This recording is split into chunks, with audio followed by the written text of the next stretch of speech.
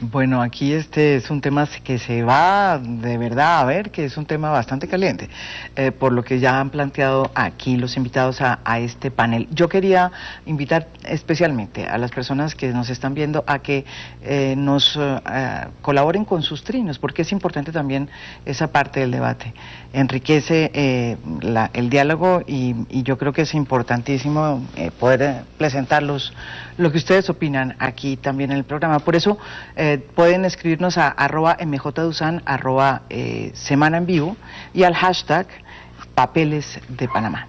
Quería darle la palabra a Carlos Eduardo Huertas, periodista que es el director de Conectas.org, que además es el que ha hecho el capítulo colombiano, ¿no es verdad?, de Papeles de Panamá, y usted trabaja con el Consorcio Internacional desde hace muchos años de periodismo. ¿Por qué? Primero que todo, ¿cómo se hizo esa investigación? Las cuentas que ustedes están sacando, los nombres de las personas que se están sacando, producto de un hackeo, puedo decirlo, ¿no es verdad? Un hackeo, ustedes entregaron a esa información. Es un hackeo, ¿no es verdad?, que se produjo. Es una información que llega... ¿O no es un hackeo? No es... Es una información que llega por una fuente anónima.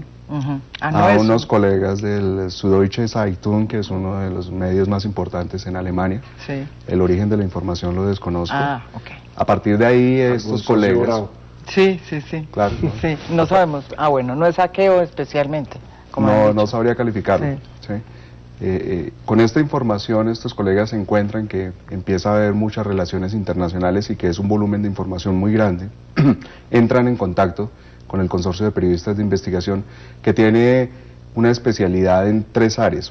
Primero, en el manejo de grandes volúmenes de datos, porque esto es una información gigantesca, son más de 11 millones de archivos que están en un sistema totalmente desordenado. No es una lista de Excel como la gente espera, que uno puede buscar un nombre y ya.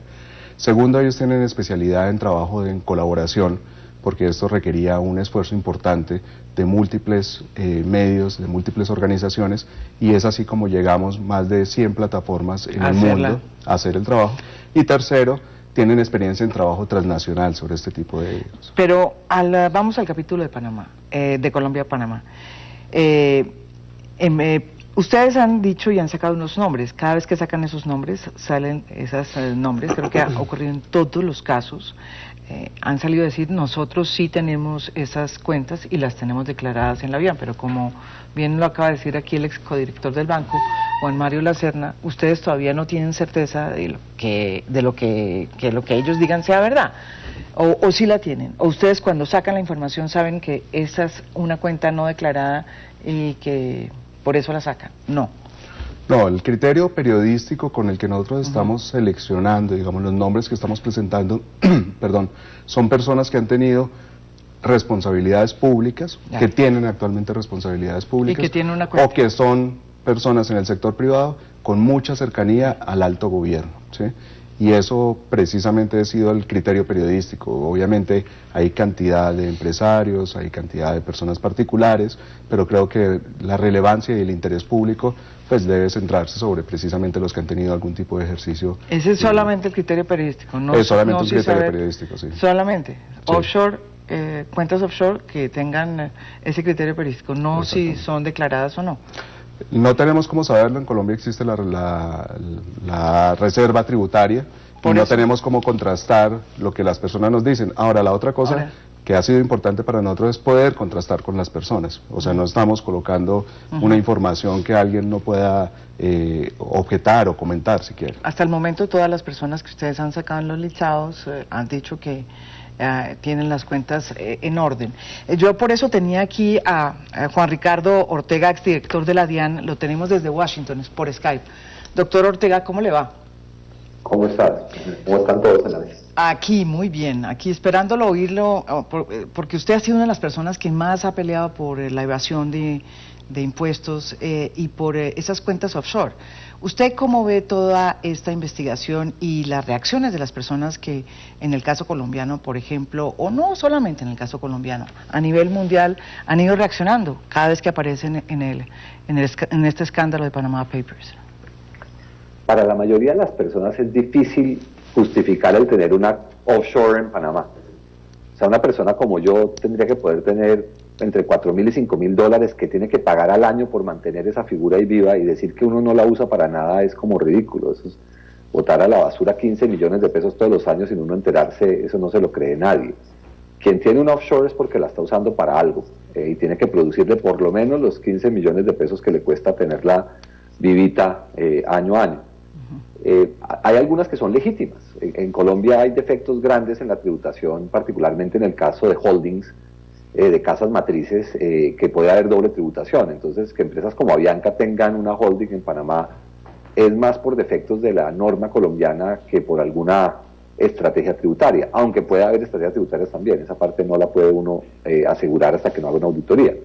Pero muchas de las estructuras que se tienen en Panamá tienen como único fin el esconder un patrimonio o el tratar de ocultar ciertos ingresos o de generar ciertos gastos que no son reales, facturando servicios desde la sociedad de Panamá a la sociedad en Colombia. Y eso se ve muy claro en los documentos de Panamá, en uno de los diálogos que describe Conectas y que se han publicado, en el cual hablan de refacturar y de reescribir facturas para poder menoscabar la tributación. Entonces es muy probable que un volumen importante de esos esquemas hayan sido para generar gastos ficticios. Nosotros en auditorías encontramos en firmas muy importantes que hacen concesiones viales gastos multimillonarios con pagos a unas supuestas firmas de ingeniería que no tienen ni una oficina en Panamá, que nunca han mandado un correo electrónico, que no han mandado un mapa, que no tienen un plano.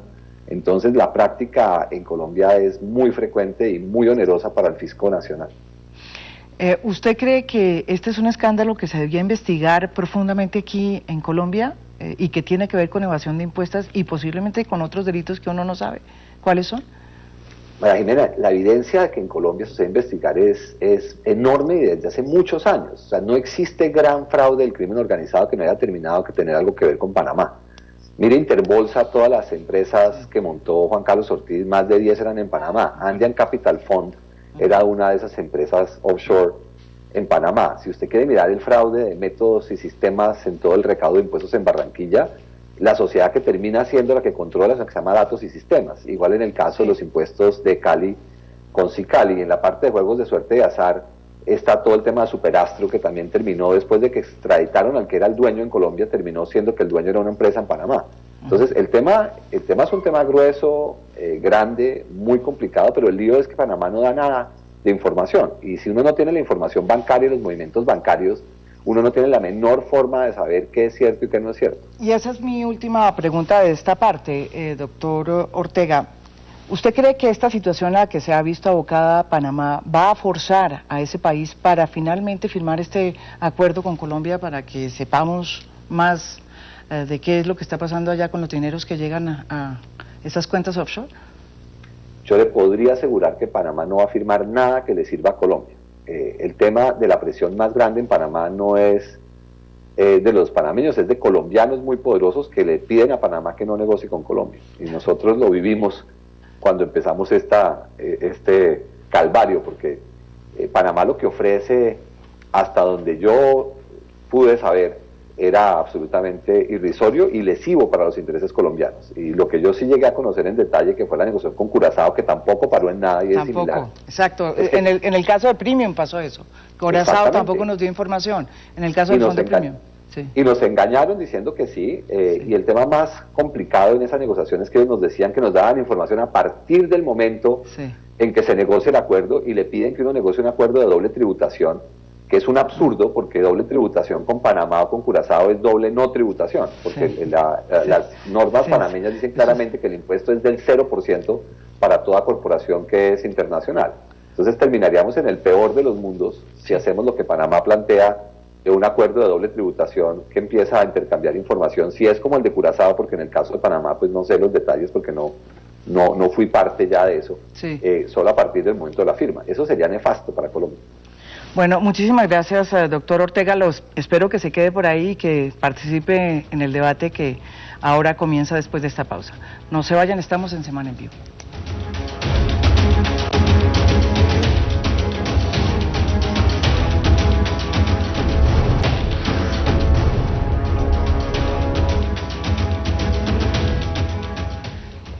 Bueno, Volvemos aquí a Semana en Vivo y este tema tan complicado usted lo comenzó, Juan Mario, por eso lo invité. No, tampoco, no exageremos. Usted es una de las personas que más ha peleado primero por que se haga ese acuerdo con Panamá, ¿no? ¿Verdad?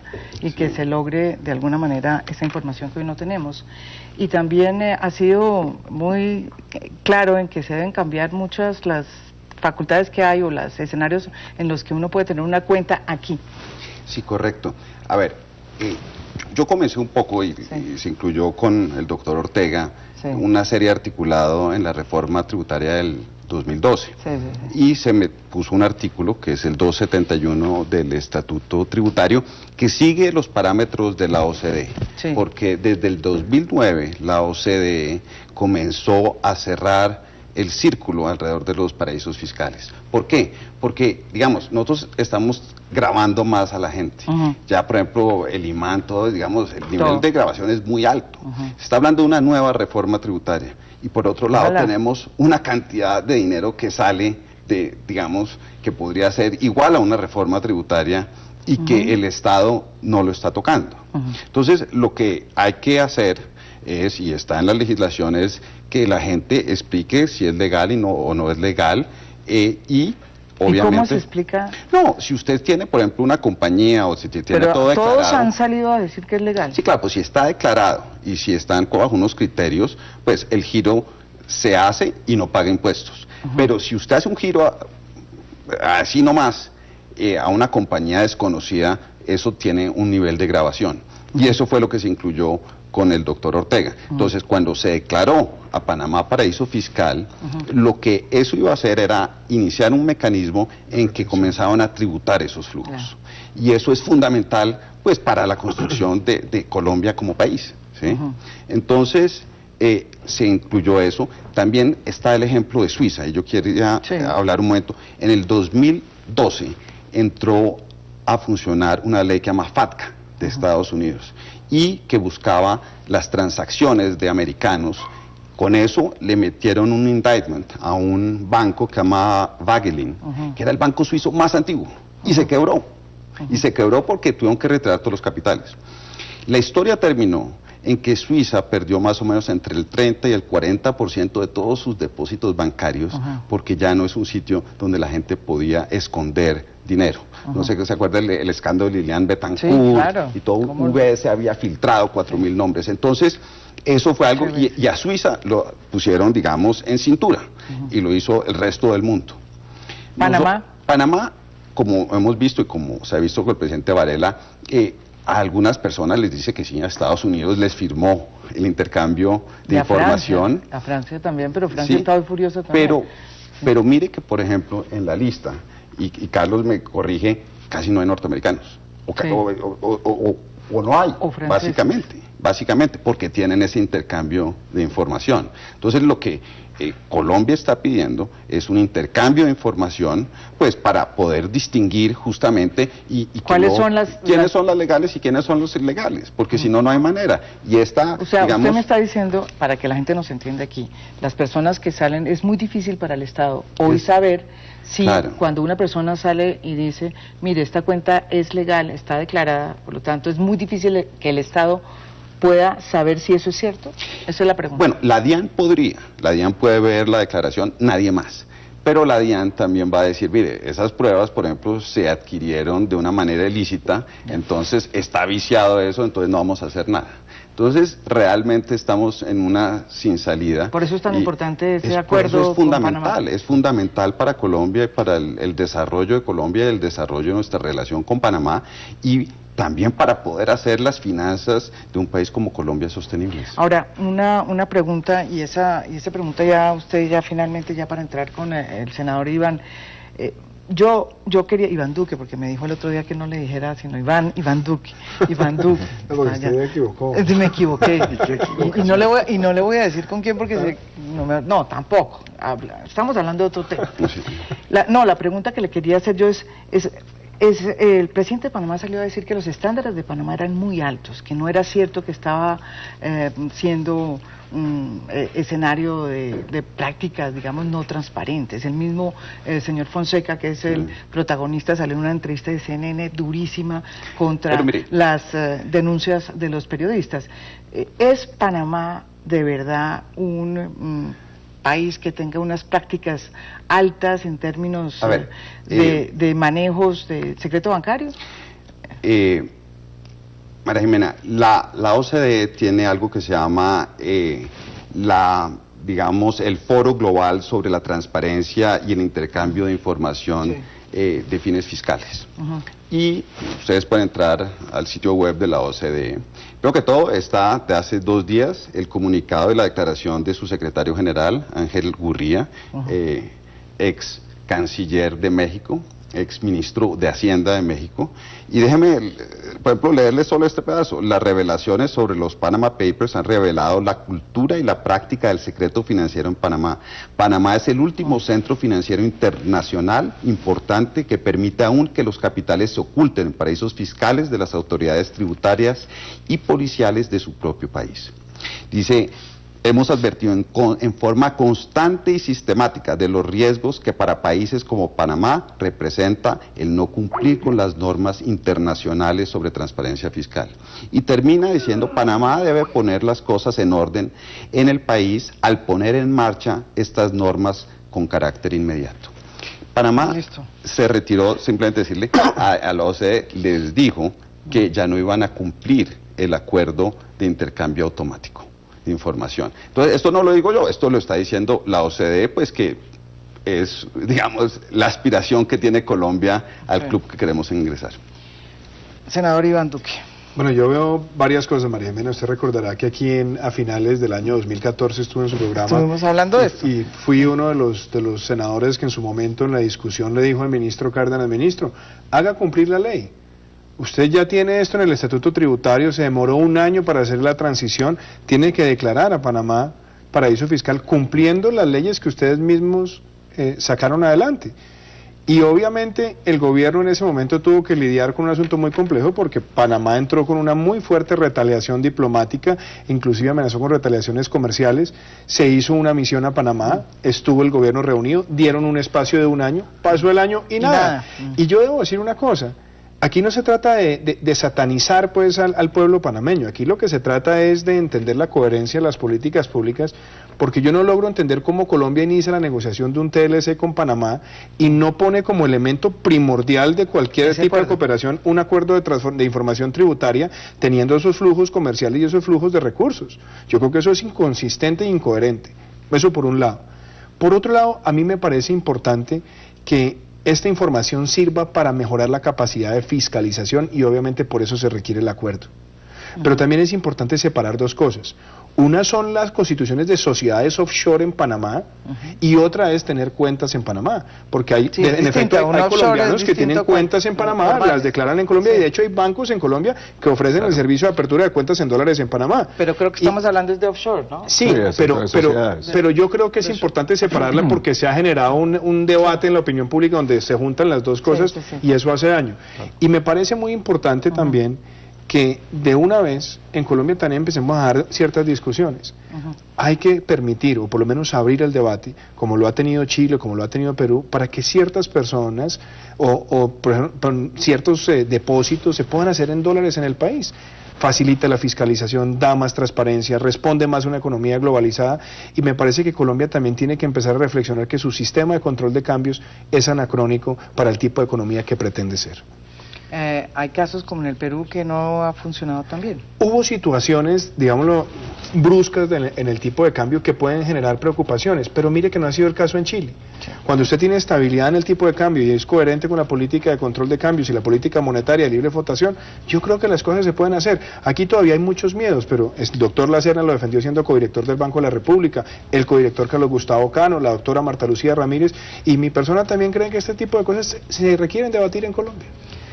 María Jimena, buenas noches. Representante yo voy a arrancar con el último punto, con la propuesta del senador Iván Duque, a la que no me opongo, pero yo sí quiero que hay que hacer una precisión a los televidentes. Son 2 temas distintos.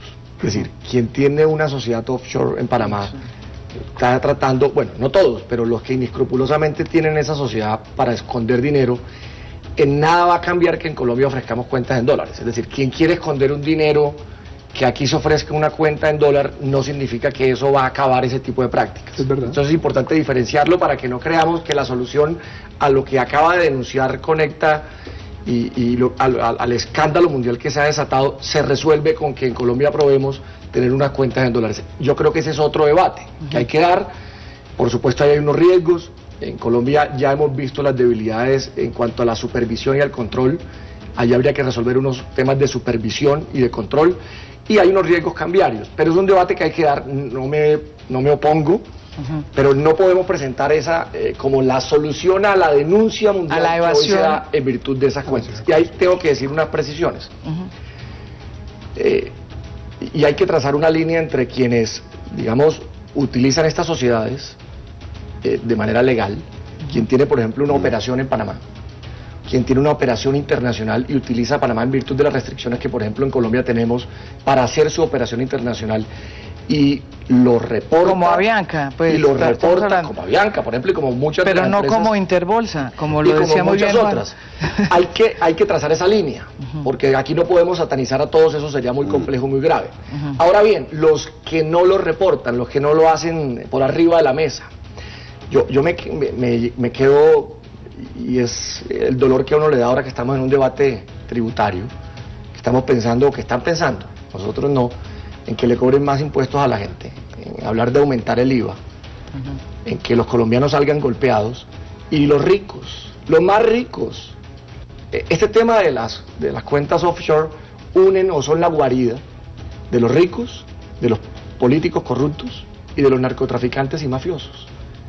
Es un sitio común, porque allí se puede esconder el patrimonio y obviamente se puede, pues, no pagar impuestos. Y termino con lo siguiente, María Jimena. Hay unos cálculos de que en Colombia podríamos estar dejando de recibir 15 billones de pesos de renta en virtud de estas cuentas para tratar de evadir impuestos. Pero termino con algo finalmente que dijo Juan Ricardo Ortega, que es muy importante. Hay un mecanismo además perverso. Sociedades colombianas utilizan estas empresas ficticias de papel en Panamá. Estas empresas les facturan, entonces aquí registran como costos, como gastos de la operación del negocio, giran el dinero a Panamá, la platica de ellos mismos para guardarla allá, incluso logran deducir impuestos de compras y de gastos ficticios. Guarida de ricos, de los más encopetados de Colombia, de corruptos y de narcotraficantes y mafiosos. Tienen lugar común. Volvemos después de esta pausa y le doy la palabra a usted, senador, y también a Juan Ricardo, que tiene ganas de hablar. Creo que alguien me dijo, de pronto es cierto. Volvemos aquí después de esta pausa, no se vayan. Sí.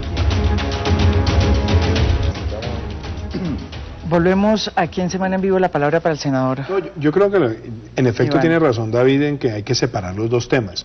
Yo creo que lo inmediato es qué va a hacer el gobierno de Colombia ante la situación.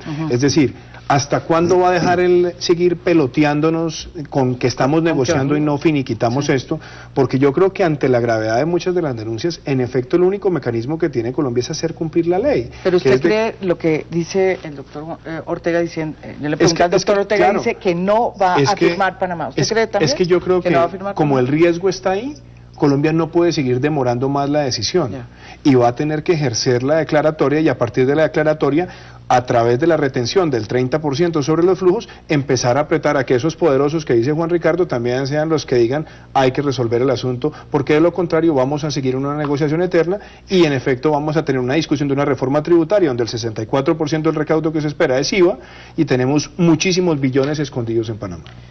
¿Ustedes están de acuerdo en lo que dice Juan Ricardo Ortega en el sentido de que el mayor opositor para que no se haya hecho ese acuerdo es las élites que no quieren, las élites poderosas económicas? Cuando se tomó la decisión por parte del gobierno colombiano, con las medidas que toma Panamá, digamos, recordemos lo que allí sucedió, el conflicto casi que tuvimos, salían afectadas por las medidas que tomó Panamá las empresas legales, es decir, los serios, los decentes, los juiciosos, los que reportan, terminaron afectados por las medidas que toma Panamá en virtud de la decisión del gobierno. Entonces no es un tema tan sencillo, es el camino que hay que recorrer, estoy de acuerdo con Iván, es decir, aquí no podemos seguirnos escondiendo debajo de la mesa para llevar el tema a que podamos obtener la información y poder perseguir. Va a firmar ese no, bajo ninguna circunstancia, por eso es que creo que aquí hay que actuar con mayor... Pero mire esto, María Jimena. Ahí sí me gustaría, ahí está. me permite un minuto. A ver. Porque acá Dígame. hay cosas que pueden ser importantes de información. Claramente Panamá amenaza retaliar, pero esto ha pasado con muchos países. O sea, Colombia no es el primer país que toma esta medida. Esto lo hizo Ecuador, esto lo ha hecho Brasil, esto lo ha hecho Argentina.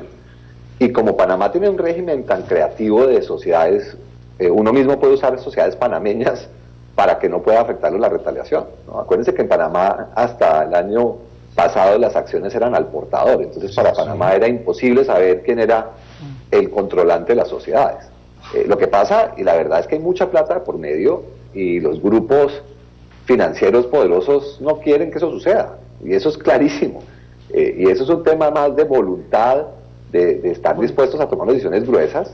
Nosotros nos sentamos con ellos a trabajar y les demostramos por todos los medios que las medidas no los afectaban de manera grave, que no había riesgo de solvencia ni sostenibilidad. Yo le gasté a eso más de 8 meses con los bancos con intereses más grandes en Panamá, y ellos sabían y vieron que no iba a causarles un perjuicio económico grave. Lo que hay un perjuicio económico grave es a los negocios que se hacen con el vínculo con Panamá, que permite 1000 tipos de actividades muy lucrativas, porque montarle cosas prácticas a gente que tiene mucho dinero es muy rentable. No es un tema de cuentas bancarias, o sea, cualquier persona puede tener cuentas bancarias en el exterior. Yo tengo cuenta bancaria desde el año 2003 afuera, y eso es facilísimo, y eso le vale a uno $50 al año o 100, la más cara 400. Uno no necesita que los bancos de Colombia le den a uno cuentas en dólares, uno las puede tener, es solamente mandar unos datos confiables y unos registros de dirección y de unas referencias. Acá el tema es de plata y de negocios y de comisiones, de una tributación que puede ser con $30.000 millones, cifras muy gruesas. Yo lo que iba a decir es una cosa, que ya por lo menos Estados Unidos exigió la cooperación, lo hizo México, lo hizo España. La pregunta es por qué Colombia siempre termina siendo el demorado. ¿Por qué Colombia no tiene la capacidad de presionar ese acuerdo? Si es verdad lo que dice Juan Ricardo, que hay esa presión de los poderosos, pues yo creo que es importante que en este momento la misma DIAN ayude a colaborar para que eso se sepa. Pero yo debo decir otra cosa. El listado es el que va a ayudar. Sí, pero es que por eso volvemos al listado, pero mira una cosa, hoy hay nuevos nombres. Pero déjeme decir una cosa sobre el listado. Yo creo que el listado a cuentagotas no sirve. Yo tampoco. Yo creo que es mejor que la información esté abierta, porque inclusive, Carlos, yo le respeto el enfoque de buscar los más poderosos, pero yo creo que es importante que se sepa la lista completa y que entendamos la patología del problema, en la parte empresarial, en donde puede haber vínculos de corrupción en la política, donde puede haber dificultades de tributación, pero que la sepamos de una vez, ellos porque están cuentagotas me parece que se vuelve más escándalo político que lo que es un debate sobre la política tributaria y la capacidad de fiscalización. Yo le hice la misma pregunta a él desde que hablé con usted. ¿Por qué no lo hicieron de una? ¿Y por qué esto de cuentagotas? Estoy de acuerdo con esa pregunta de Iván Duque. Bueno, la ¿Qué es lo verdad, que pasó? digamos, nosotros Carlos. estamos utilizando un criterio editorial. Como les dije, nos estamos enfocando en gente que ha tenido responsabilidades públicas vigentes o anteriores, y en gente que tiene capacidad de influir sobre el poder. Por eso, pero ¿por qué no sacaron la lista de una? De todos. Explicando cada uno. Por ejemplo, hoy sacaron una nueva lista, sale quiénes salieron hoy, por ejemplo. Porque en todos los casos, digamos, la otra cosa, perdón, lo primero que hay que decir es, y todos lo han dicho, es tener una cuenta offshore no es ilegal. Nosotros no queremos poner personas en medio de un entorno turbio, un entorno en que la opinión pública pueda interpretar esto como algo que sea inadecuado, sin tener la posibilidad de contrastar con las personas. ¿Sí? Estamos tomando unos casos que son emblemáticos. Pero por ejemplo ustedes, en el listado del espectador que sale hoy, que es, sale, ¿quiénes son los que salen? Los nombres los tenía usted. Hoy están nuevas personas, está el congresista Sami Merek. Sí. Está el empresario Hernán Maestre. Hernán y David Maestre, Jesús Paternina y Pedro Paternina. Que será exalcalde de Sincelejo. De Sincelejo, sí. ¿Ustedes contrastaron con ellos? Sí, claro. Entonces por eso la sacaron. Por eso lo sacamos, exacto. O sea, estamos preguntándole a la gente y nosotros vamos a terminar una selección que no va a tomar mucho más tiempo, y después de eso sí se va a liberar toda la información. ¿Me deja echarle una cuña al doctor Huertas? Es que este episodio obviamente me lleva a cuando yo llegué al Congreso, María Jimena. Llevaba unos pocos meses y fue con el doctor Huertas, él estaba en la unidad investigativa de Semana, que le contamos al país el desastre de Cerro Matoso, cómo se estaban quedando con parte de las regalías, descontando de las regalías que tenían que pagarle a Colombia o deducían de las regalías lo que se gastaban en las fundaciones, el colegio de ellos, la ciudadela, y logramos recuperar 35.000 millones de las regalías gracias pues a la investigación que se hizo, al apoyo que en ese momento usted nos brindó, y bueno, ojalá haya más periodismo de ese tipo en Colombia. Pero la pregunta es, ¿no será contraproducente porque se vuelve como un escándalo político y no informativo? Pero no solamente es el tema del escándalo político, porque yo creo que han aparecido nombres, y hay nombres que han dado explicaciones bastante creíbles de lo que ha pasado. Y además que la sociedad está inactiva, que no tiene los activos. Y no creo que sea político en la medida en que ha sido variopinta. De hecho, Correcto. nosotros todos lo enmarcamos en un título incluso que se llama Todos en la cama. ¿Sí? Si usted mira, hay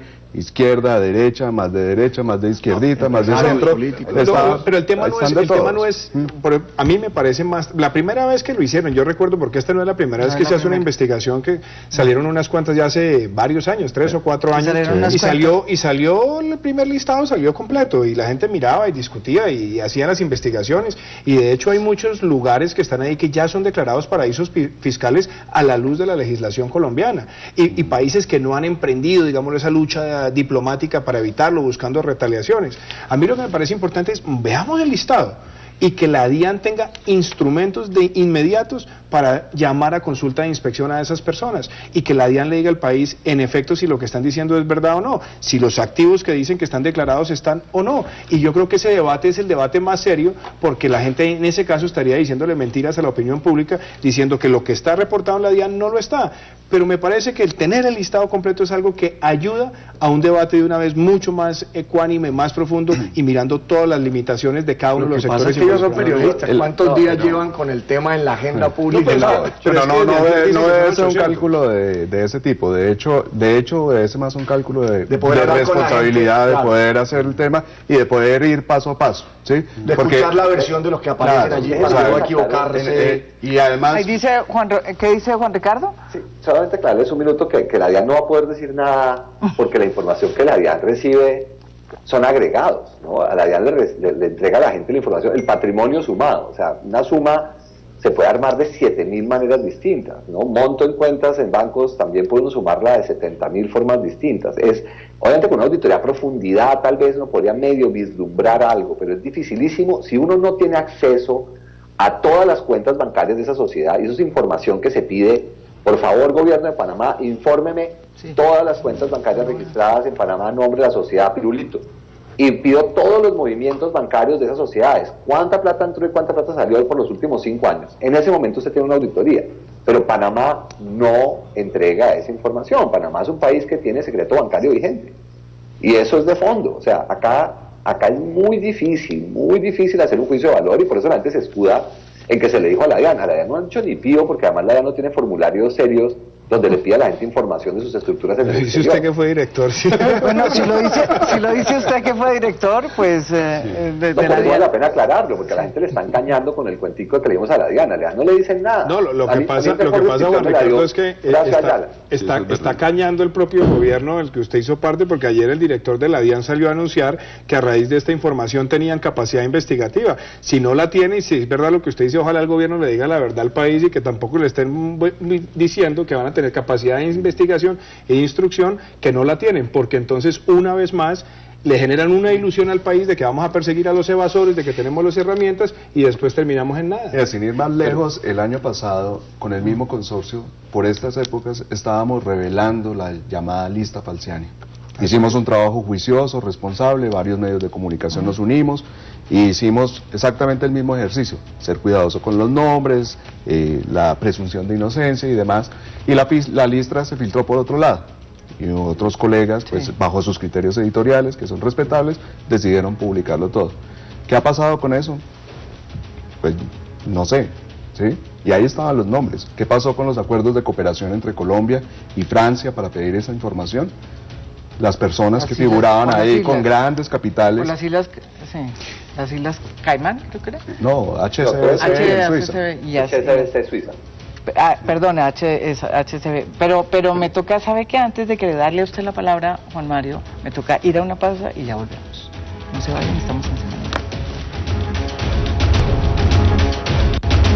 Volvemos aquí después de esta pausa y la palabra para No, usted, María Elena, doctor yo- Juan Mario Lacerna, que estaba Muchas que se gracias. hablaba. No, yo le decía que a mí, digamos, Ay, me se parecen cayó algo me parecen importantes los nombres por el efecto político que puedan tener y todo, pero como lo dijo el doctor Ortega, nadie va a poder investigar, eso va a estar cerrado. Entonces, lo importante es concentrarse en las negociaciones con Panamá. Pero entonces, y ¿por en qué nos vamos aplicar hacia allá? El 271. El 271, pero hemos estado, como dice el senador Iván Duque aquí, durante un año y más de un año No, tratando no, de ver si mucho se más, firma, mucho más, pero mucho no han más. firmado. Claro. La pregunta es, ¿qué hacemos si no se firma? No, en un momento dado van a tener que cumplir la ley, o si no, hay que hacer una acción de cumplimiento de la ley. Lo que decía el senador. Sí, que ya lo han planteado varias personas, pero lo importante es en realidad poder tener un instrumento para distinguir la gente que lo hace honestamente y también gente, por ejemplo, que usa Panamá, porque Panamá sí es, digamos, si uno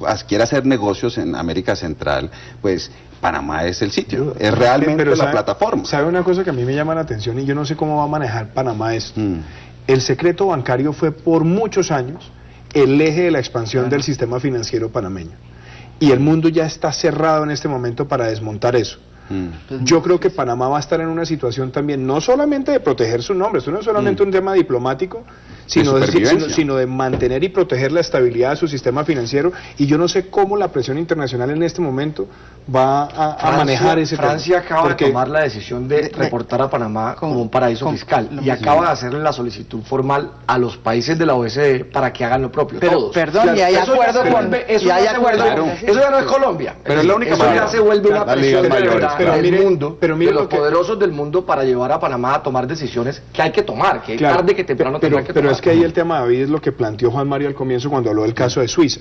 Como van cerrando de a poquitos, entonces se están moviendo los capitales de un lugar a otro. Aquí falta Luxemburgo, aquí falta hablar de Hong Kong, aquí faltan muchos lugares en el mundo Pero el mismo- que van a el mismo generar Nevada, esos incentivos ¿no? para Wyoming. salir. Entonces yo por eso prefiero que la en decisión, Estados Unidos. la decisión del G20, por ejemplo, no, Inglaterra. porque el caso de Delaware es distinto. Delaware lo que le descuenta a usted es el impuesto local. Impuesto de Entonces, Estado. usted no le cobran el impuesto estatal, pero usted puede domiciliar empresas. Y de hecho creo que el Fondo Pero- Premium está domiciliado Claro, pero es que, en Delaware con Iván, cuentas Iván, con pero es que ese es el mecanismo que utilizan muchos y por eso estoy de acuerdo con lo que dice Juan Ricardo.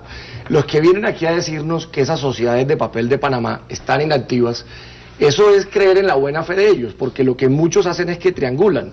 Sociedad en Delaware, sociedad en Panamá, y aquí, como no tenemos la posibilidad de poder rastrear esas transacciones o los movimientos que realicen, pues quedamos confiando en la buena claro. fe de los señores que nos Pero, vienen aquí a contar si usted tiene que una ellos... empresa- pero si usted tiene una déjeme terminar. De los señores que aquí nos vienen a contar que es que ellos tienen eso inactivo y que no han hecho ningún movimiento. Pues la única forma de saberlo es que nos entreguen la información que ya sabemos hoy está cerrada Sí, por parte pero, del gobierno. pero mire la David, diferencia. Si usted ya- tiene cuentas en Delaware Juan. y las está manejando por fuera, usted inmediatamente el sistema tributario de los Estados Unidos lo castiga con mucha severidad. Nosotros, como no tenemos el acuerdo de cooperación, no lo podemos hacer. Juan Roberto. ¿De acuerdo? Juan Ricardo. Ah, Perdón, segundito. Juan Roberto, No, Juan Roberto, mira, aquí mira. con todos, Juan Ricardo. Está perfecto. Yo creo que lo que David dice es muy importante y muy cierto. Sería importante que mostraran los documentos oficiales que muestran que la sociedad está cerrada. Si la sociedad no está cerrada, que sí que siguen pagando los fees, si siguen pagando los fees es para algo. Ese cuento no, ese es un cuento chimbo. Y yo sí quiero aclarar una cosa de lo que dijo Iván. Una auditoría de verdad, para saber la verdad, requiere la información bancaria y ahí hay líos de secreto. Pero, ojo, aquí hay documentos oficiales de Mossack, de correos electrónicos, donde la gente habla de hacer facturas nuevamente. Esos son fraudes, esas son investigaciones Correcto. penales Y deben que ser sancionados perfectamente se pueden hacer. ejemplarmente. Cuando se haga pública toda la información de todos los documentos, esos documentos, con lo que la DIAN ha conseguido en el registro en las oficinas de Mossack, permite ciertas auditorías. No permite decir que todo el mundo que está diciendo que le dijo la información a la DIAN le dijo la verdad. No. Permite investigar y debería ser penal, y Dios quiera que la Fiscalía haga finalmente investigaciones penales por esta naturaleza, porque hasta el momento nunca se ha hecho una, donde se persiga a todas las personas que hacen documentos fraudulentos para falsificar la información contable en sus declaraciones. Y Y, es que eso eso es- sí se puede hacer, y en este caso aplica. Y una cosa de lo que dijo Juan Mario para terminar. Suiza efectivamente cambió el volumen de las personas que tiene registradas. Pero yo los invito a ver la tesis doctoral de Zuckman, que es profesor de Berkeley, que él tuvo acceso a toda la información, y lo que se ve es que los banqueros suizos son los que les montaron las sociedades en Panamá y en Islas Vírgenes a sus clientes para no tener que decir de dónde son. Entonces, el tema de la combinación de jurisdicciones, como muy bien lo dijeron Hong Kong, siguen siendo absolutamente claves, y muchos colombianos están empezando a jugar con Dubái y con Hong Kong. No es azar el apartamento de los Nur en Dubái. Entonces, el tema es un tema de unas estructuras muy sofisticadas donde abogados y contadores deberían tener responsabilidad por facilitar ese tipo de actividades que muchas veces están vinculadas a lo ilícito. Mira que hay una cosa Yo importante creo que usted menciona. debía contratar a Juan Ricardo Como Ortega. investigadora Como en el equipo de investigador. Conectos, sería un gran activo, sin duda. Sin lugar a dudas. El consorcio debía contratar a Juan Ricardo. Hay una cosa que menciona el doctor Ortega muy acertada, y es: estas firmas de abogados siempre han dicho, nosotros no tenemos responsabilidad con lo que Como la sucede hemos- sí. con las empresas. Yo vendo la estructura jurídica y punto. y no punto, sé, no sé a qué se dedican, utilizan el ejemplo de ni que si ellos ellos en fabrican su un país carro y lo que reportan pasa o no. con el carro es problema Así es. del que lo maneja, ¿sí? Pero lo cierto es que las revelaciones de Panama Papers evidencian que las consultorías de ellos van mucho más allá de eficiencias tributarias, ¿sí? Yo no sé cuáles puedan ser los alcances del término refacturación, no sé si eso tenga algún alcance penal o no, desconozco, no soy experto en el tema, no sé si es un eufemismo comercial, pero claramente el ofrecer servicios a empresas para que otras compañías en el exterior emitan facturas, como explicaba ahorita el doctor Barguil, sobre servicios que no existen, sacan montos en millones de dólares. y deducen costos. Sí, es que la hacen doble. Pero mire una cosa, Carlos, lo que usted dice es tan importante que uno se pregunta por qué cuando empezamos la negociación del TLC con Panamá este tema no estuvo al frente. Porque esta información la conoce la DIAN hace muchísimos años. La DIAN sabe de esos movimientos. Y estamos negociando un acuerdo comercial. Lo primero que ha debido estar encima de la mesa es compartamos la información tributaria, porque es un país que tiene una vena aorta comercial, y eso no se ha hecho. Y me parece que no se puede continuar la negociación del tratado si ese tema está presente. Yo no sé qué piensa Juan Mario. A mí me parece yo que le no es respondo, consistente. Iván. Juan Ricardo. Eso comenzó durante el gobierno del presidente Uribe, Iván, y el director de la DIAN, yo podría asegurarle que tenía vínculos muy complicados con lo que pasa con Panamá. Y hay denuncias que se han hecho en esto, y yo le he pedido a la Fiscalía que lo investigue por 4 años seguidos, porque las anomalías de lo que se mueve en lavado por Panamá a través de confecciones y textiles, en ese decreto famoso del 2008 que obligaba a todo a entrar por Barranquilla, es probablemente uno de los temas más feos que uno puede mirar en temas criminales en Colombia. Y en eso la Fiscalía ha hecho algunos avances, y se vio parte con las operaciones de FB Logistics en Barranquilla y de las importaciones de la familia Brujes. Pero ese tema es mucho más grueso. Y si usted mira las cifras de lo que entran los textiles panameños exportados de zona libre, ni siquiera cubren el costo de los insumos. Usted mira el Razón precio de la tonelada. razón de más para que ese tema eso no esté... eso arrancó durante el presidente Uribe, y arrancó como un tema comercial sin ningún tema tributario ni de intercambio Sí, de información. Fue yo- este yo- gobierno con yo lo Carlos que- Uribe yo lo que el le empezó a hacer contestaría, ese yo lo que tema. le contestaría a Juan Ricardo, porque Un me parece que usted segundo. levantó un tema, como usted también fue viceministro de Hacienda del gobierno del presidente Uribe, viceministro de Comercio del presidente Uribe, y director de Fogafín del presidente Uribe, director de la DIAN del presidente Santos, y secretario de Hacienda de Bogotá, Samuel Moreno, es que esto no se trata de satanizar políticamente gobiernos, se trata es que defendamos una política de Estado antievasión, y que empecemos, porque una negociación de un TLC con este país no puede tener asidero si no hay cooperación en información tributaria. Nos tocó irnos. Muchas gracias, Juan Ricardo. Con mucho gusto, María Jimena. La próxima vez, sí, ha sido muy interesante, a pesar de que está en Washington. Siga descansando. Juan Ricardo, a ustedes muchas gracias por haber estado en esta, Muchas gracias, María. en Muchas esta gracias. cita. Esto es un tema que va para largo. Panama Papers, yo creo que como esa cuentagotas. La de Juan Mario. Sí. Es decir, No, es que- La El cifra- acuerdo la de cifra- intercambio de información, lo demás es carrero. Bueno, muchísimas gracias. Los espero mañana con otro tema de interés nacional. Muy buenas noches.